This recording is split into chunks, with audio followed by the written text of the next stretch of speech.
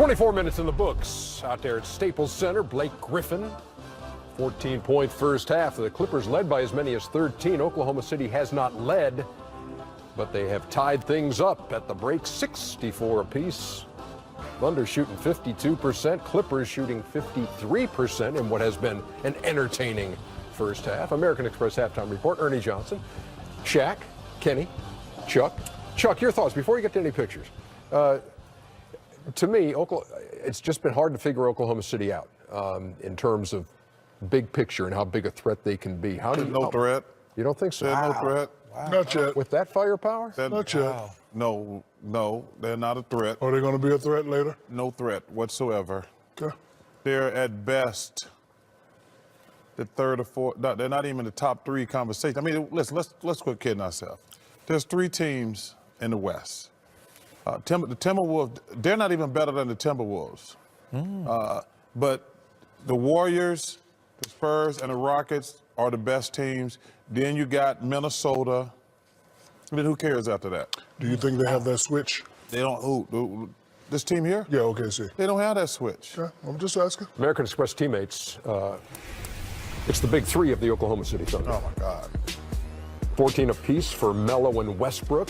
Paul George has 13. Westbrook 14, 8 and 4 in the first half, which leads us now into Kenny's picks. Let me tell you why they're not going to be any good. Tell us. Their three best players. Westbrook is the man. The other two guys are offensive players. You don't think Paul George is a good defensive player? He's not a great defender. He's a good defender, but I'm saying he's not a guy like a Draymond Green who can make an impact defensively. There's certain guys who make an impact. They can change a game. You don't look at Paul George like that. Those three guys can win the game one way offensively. But they won't be able to beat the Warriors. The Spurs are going to make them beat themselves. But like I say, they're not good. It looks great on paper, though. The game's not played on paper. How's it look on the big screen? On the big screen, it looks like this, Ernest. Well, you know what? I think the one thing that they have done better is that they have the ability to find out who should get the shot. I think at times before, they weren't accustomed to playing with other players who can make things happen. So as Russell comes in the fast break upstairs, so he moves it, frees it here. That second pass to third pass, typically, Paul George would have taken that ball and tried to drive it in one-on-one because he would have said, penetrate, kick. I'm a one-on-one player.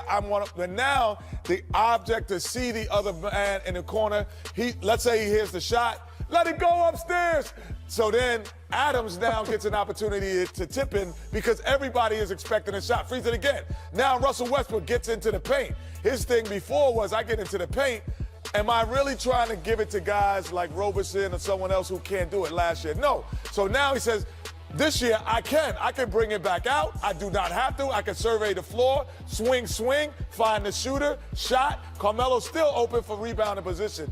They know now who to get the ball. Thank you upstairs. How to get things done. Going back to some first halftime of the night, hilarity. Yeah, Phil and Mike sometimes be sleep at the button upstairs, so. That wasn't very nice. They do. I got your back all the time. Doesn't mean they don't do it. Ungrateful. Well, your back is always hurt. Doesn't mean they don't do it wrong. Correct, Shaq? You're right. Big stat in the first half for the Clippers, points in the paint. Yeah, they're playing very well in the paint. Playing well of late, won 6 out of 7, 17 out of 19. And they're just, muscling these guys in the paint. Roll the tape upstairs, whoever's working the bus. Right here. Hey, right here, they're not really a three-point shooting team. They took 11 threes, only made 3. But right here, you got to go into this guy right here. I still don't know why his name is on the trade blocks when he can do this. He can get you easy baskets. Right here, they're just killing OKC in the paint. If OKC can get hot and be a respectable defense go get that. In late, they have a chance to becoming a good team. I have to disagree with Chuck. I think those three guys do have a switch. I think they can get hot. They need to become a respectable defensive team. There's Mike and Phil, our trusty guys upstairs who do a wonderful job night Press in the button. and night out. So who would you rather have, Clippers or Thunder? Clippers. These two teams are dangerous, both of them. The Clippers, to me, the Clippers are more dangerous than Oklahoma City. But to answer your question, the reason he's on the trading block, he's a free agent. Got it. And they're not going to re-sign him $200 million. They got to trade him or let him go.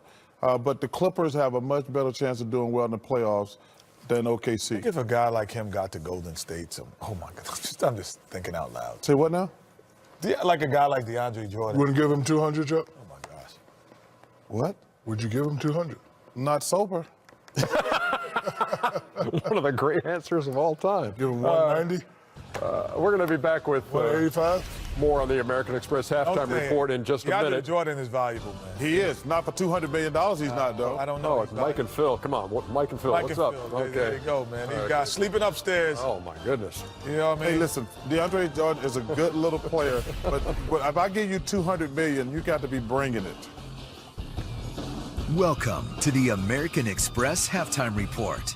American Express, the official card of the NBA.